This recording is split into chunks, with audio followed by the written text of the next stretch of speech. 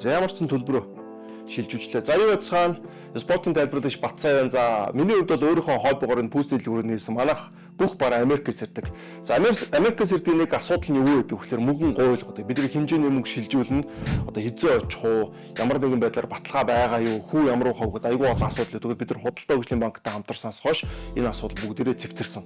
За ерөнхийдөө нэг юм 2 цагийн дотор ерөнхийдөө Америк руу мөнгөн гуйл ороод байдаг. Хэдүүлээ миний ажлыг амжуулангаа яг хэдэн цаг өдрөмнүүдэнд орохноо бүгдээрээ хамт таарцгаая.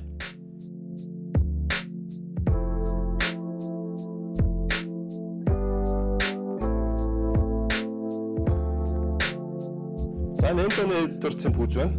За энэ бол одоо хамгийн модон болж байгаа пүүзүүдийн нэгэ. Тэгээд манай дээр бол 499 мянга зараад иж байгаа 5 мянга сонирхож болно. Захиалга өгч болно. Ийм гоё пүүз биш шүү.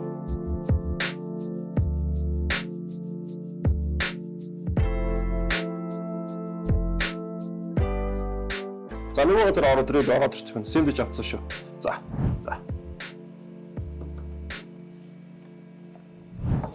Яг сэндвич идэ.